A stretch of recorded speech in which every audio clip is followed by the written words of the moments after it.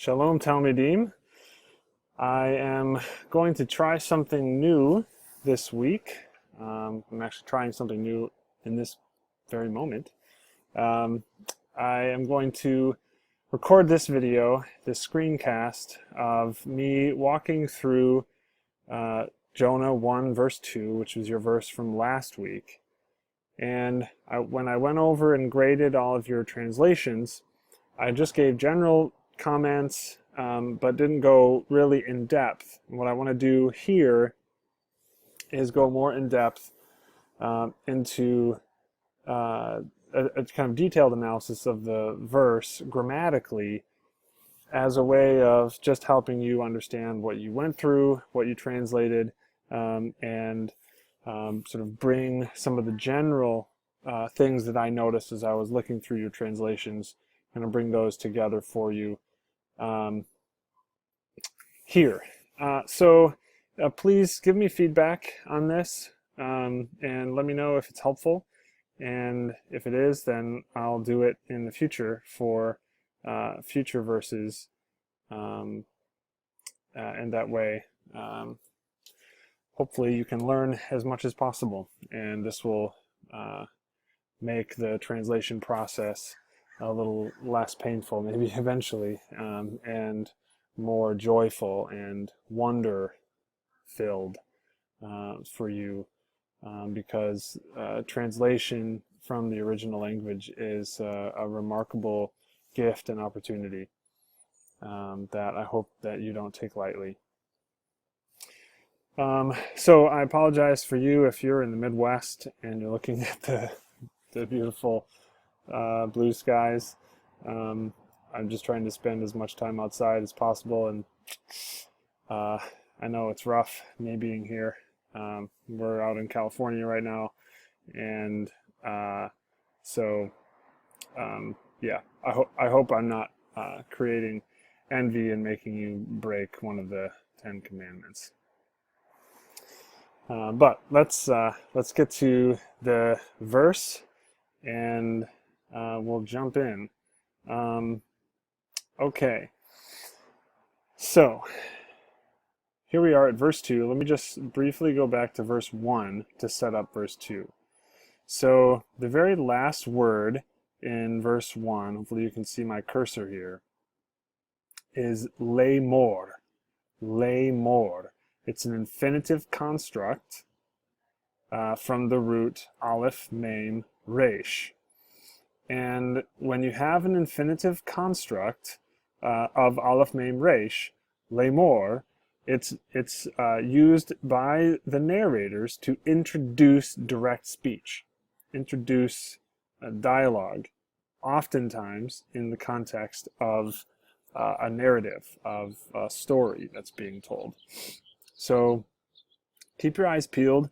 The narrators go back and forth between lemor and vayomer. Both are used as cues, basically, by the narrator to tell the characters it's their time to speak. Remember, these are written accounts of orally told and narrated and passed down stories. And so when the stories would have been told and performed, perhaps by a group, the narrator is speaking to the congregation and saying, lemor, and he said, and the word of the Lord came to Jonah, son of Amittai, saying, da da da da, now it's your turn to speak, person who's playing the word of the Lord. And so generally you'll have quoted speech, or what would be in translation quotation marks, although in the moment of performance, of course, these words are being spoken in the present tense. So here, the first word we have is kum. It's an imperative. Imperatives are always second person, because an imperative verb implies one speaker speaking to another person. So first person speaking to a second person. Imperatives require direct speech, because you're telling someone or a group of someones to do something. So remember, when you're parsing, imperatives are always second person. This one is masculine and singular. You know that because there are no specific endings. There's a feminine singular ending, it's a hirik yod, on the end of an imperative. There's also the masculine plural and feminine plural endings. Now, just to review how an imperative verb is formed, it's taken, here we're working on kum, the word is taken from a second person imperfect form, second person prefix form. So that's the way an imperative is formed is you take the second person imperfect and you remove the prefix. What's left is the imperative. That's why there are 4 different forms, because you have second person, masculine singular, feminine singular, plural, masculine plural, feminine plural. And so here, the second person imperfect for kof vav mem, that's the root here, kof vav mem, would be takum. Takum, you will rise, you will stand, you will get up. Take that prefix off, you take the inherent subject off, and all that's left is get up, stand up, rise. Okay? So this is a call, imperative, second masculine singular, the root is kof vav mem. Translation, something along the lines of get up, stand up, arise. Second word here is only 2 letters long, so there's a couple of options that we have to think about. You might think it's the preposition lamed with the suffix kaf, you, to you, rise for yourself, or something like that. I mean, it's possible, but if that was the case, then the form here would either, the vowel here that I'm pointing at would either be a shiva, and this would be a kametz, making the word lecha, lecha, and that would be second masculine singular, or lach. This would be a kametz here, this would be a shiva. Lach, that would be to you or for you, feminine singular. But with a tsere, the tsere there is telling you it's a verb. It's something different. It's not a preposition with a suffix. So now you see that it's a verb. Now you have to determine what kind of verb. Well, you might recall hearing this verb at the intensive. And if you remember it in that context, you might be able to find your way to it just intuitively. But if you're just sort of coming at it cold turkey, what you would do is you would think about how this verb was formed. And again, imperatives are formed by making the imperfect, second person imperfect, and then removing the prefix. So the second person imperfect of the verb halach, hey lamed kaf, is like this. I'll try and write it here. Oops.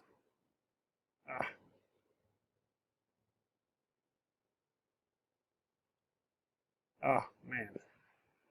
This is not working. Here we go. There we go. Telech. There's a tsere under each of those and a shiva in here. I was hoping I could write, but maybe I'll stop writing after this. That didn't work so well. Telech. Okay, then you remove the prefix. Remove the prefix, and all you're left with is lech. Verbs that begin with the weak letter nun or hey take this tsere in the prefix form.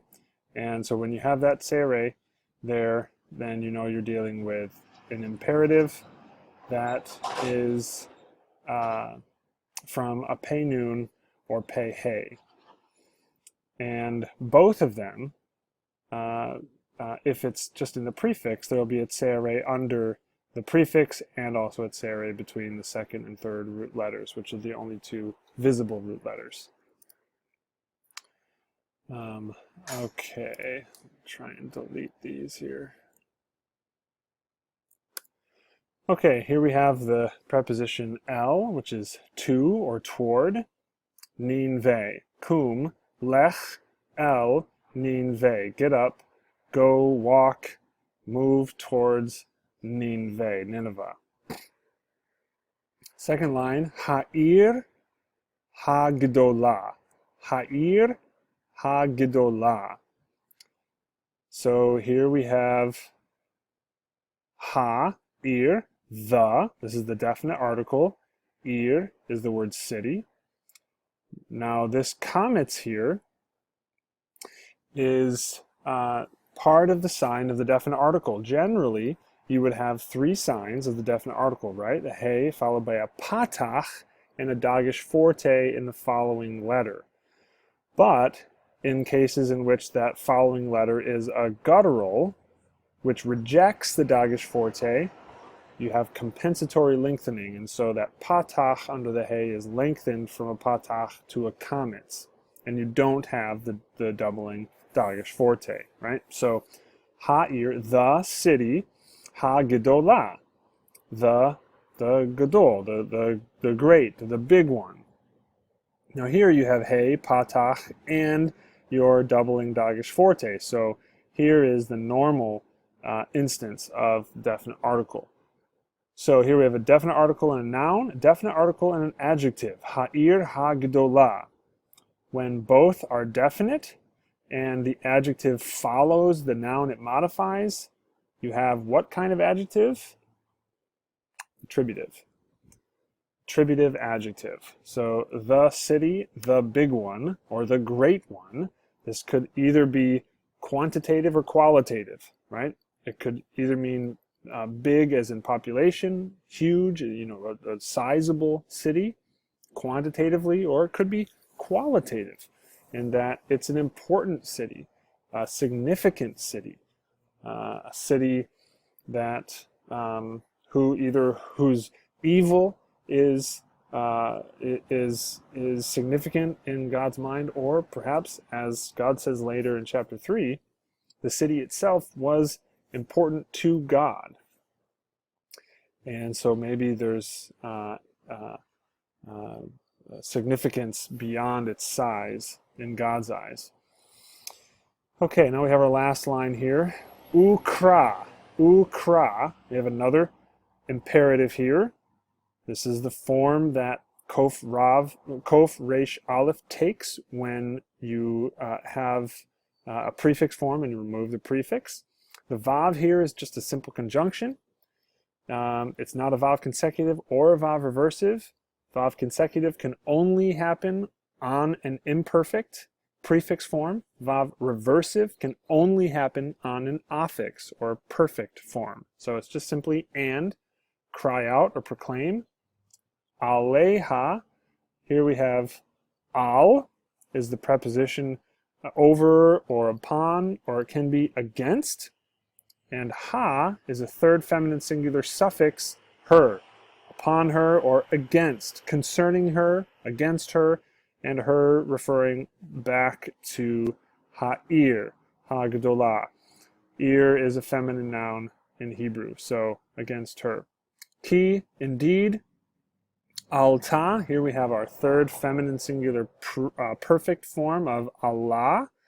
The last root letter here is a hey.